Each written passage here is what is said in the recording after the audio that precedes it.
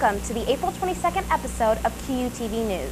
I'm Hannah Youngquist. The National Kidney Foundation is dedicated to preventing kidney and urinary tract diseases, improving the health of individuals and families affected by kidney disease, and increasing the availability of all organs for transplantation. A sorority on campus hosted an event last weekend in support of this cause. Phi Sigma Sigma hosted their first annual 5K run-walk for the National Kidney Foundation on April 17th. Registration began at 1:30, with the race beginning at 2:45. 35 people participated, with prizes being awarded to first, second, and third place winners. Although the run-walk was a success, the Phi Sigs are using this year as a learning experience. This is the first year, so this is kind of a learning experience this year. So we'll learn from our mistakes from this year and put it towards better, to learn how to do it better for next year. Although the race was the main event, Ruby McGartland, a current kidney patient, tells people why it is important to support the National Kidney Foundation. It's important that people support the Kidney Foundation and the Kidney Patient Support Group because there are so many people that have kidney disease, kidney failure, and need a kidney. Phi Sigma Sigma raised over $392 for the National Kidney Foundation. If you would like to still support this philanthropic cause, contact a Phi Sig to purchase a race day t-shirt. For QUTV News, I'm Hannah Youngquist. After 4 spectacular seasons, Quincy University women's head basketball coach J.D. Gravina has decided to move on to Western Illinois University. Gravina was 93 and 28 in his 4 seasons here and led the Lady Hawks to 3 NCAA Division II tournament appearances. He was twice named Great Lakes Valley Coach of the Year, including this previous season. He led the Lady Hawks to 4 straight 20-win seasons and led them to a GLVC regular season championship this past year. Gravina calls the decision to leave QU, quote, the hardest thing I've ever done in my life. Quincy University will now conduct a nationwide search to replace Gravina. Do you have some unwanted books lying around? If you want to find a good home for them, you can donate them to Circle K for the annual book drive for the Better World Books. Better World Books is a for-profit social enterprise that collects books and sells them online to raise money for literacy incentives worldwide. Books in good condition will be sent to children and adults in developing nations such as Haiti.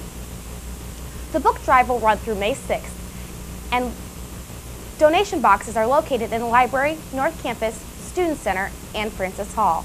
If you have any questions, you can email Katie New at neuka@quincy.edu. Do you know a faculty or staff member who embodies the Franciscan spirit of Quincy University? If so, the president wants to know. President Gervasi is seeking nominations for the 2010-2011 Franciscan Service Award and Franciscan Hospitality Award. The Service Award is given to someone who has shown generous sharing of time and talents in ways that benefit the community. The Hospitality Award is given to someone who exemplifies outstanding personal care and attention to members of our community or campus visitors. Nominations may be sent to the President's office by April 29th. You are asked to submit a brief synopsis of why you feel your candidate is deserving of the award. Both awards will be presented at Quincy University year-end reception on May 13th. Easter break means a few extra days to play the latest games are out there for video gamers. QUTV's Keenan O'Connor has one you might want to check out.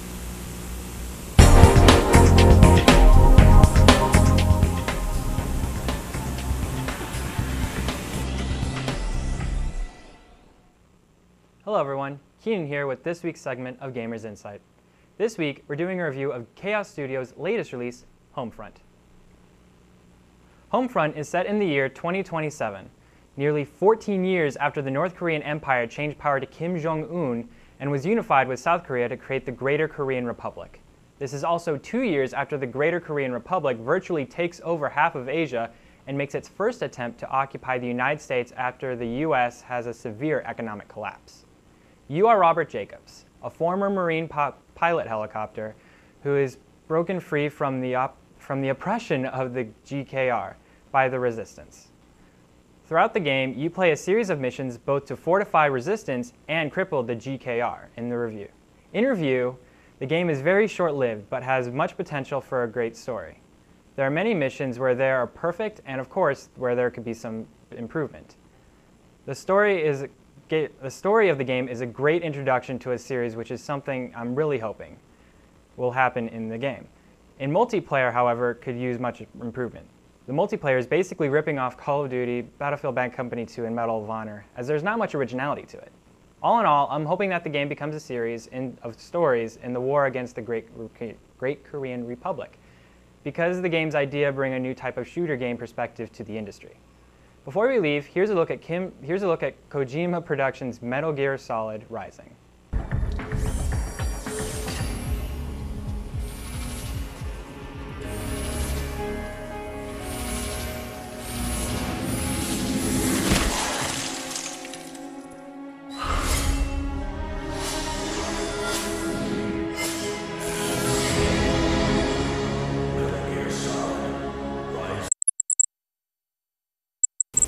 Have a great Easter break, gamers. I'm Keen O'Connor, reporting for KU TV. Quincy University will be going back to the Middle Ages later this month when the theater department presents the Tony Award-winning musical, Camelot. The story is based on a novel, The Once and Future King by T.H. W. White, and follows King Arthur as he meets his future queen, Guinevere, his best friend Lancelot, and creates the Knights of the Round Table. As opposed to some of the plays of the years past, Assistant Director Valerie Hernandez says the play will connect more with adults and college students. And they'll really appreciate, all of the passion and the love story and the betrayal and just the idea of somewhat of a utopian society that kind of crumbles. The play will be performed from Tuesday, April 26th through Sunday, May 1st. Tuesday and Wednesday will be student nights, with the other dates open to the public. Evening performances take place at 7 p.m. with a Sunday matinee at 2 p.m. The casts alter between performances. Tickets are on sale now for $6 for children and students, $10 for faculty, and $12 for adults. Cheerleading is no longer just a single-sex sport. Last weekend, QU hosted cheerleading tryouts, and it was not only women competing for the spots. Alyssa Weed has the story. Saturday, April 16th, the QU cheerleaders held their annual tryouts. Last year, the QU cheerleading team added 2 men to the roster. Chase Johnston and Laron Grant became the first male cheerleaders since the program was reestablished 3 years ago. Though many people thought that they were QU's first male cheerleaders, the first male cheerleader was actually Brad Culpepper in 1998. According to junior cheerleader Megan Salagi, having men on the team has allowed them the opportunity to perform more difficult stunts. Means that I can help at the sporting events, getting the crowd active in the game and leading cheers and actually helping and being a part of the win that the Hawks will have. Male cheerleading is a growing trend that requires flexibility and endurance. Strength is also required to not only lift but also to perform the tumbling skills necessary. From QUTV News, I'm Alyssa Weed. Landing that dream job after earning your diploma can be difficult in this job market. But for some students, their occupations begin as soon as the commencement ceremony is over. We spoke to one QU senior that has landed her dream job and looks forward to the next step in her life. Katrina Schrader is in training now for her full-time job with Girl Scouts of Central Illinois. After graduating, she will become a membership specialist for Girl Scouts at Springfield headquarters, where she will work with girls of all ages and adult volunteers in planning outreach programs and other programs.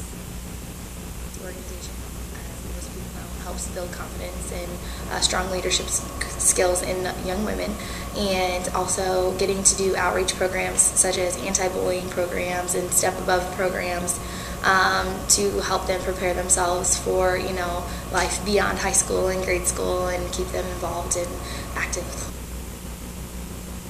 Schrader says there is room for many promotions with Girl Scouts, and because it's such a great organization, she hopes to stay with the company.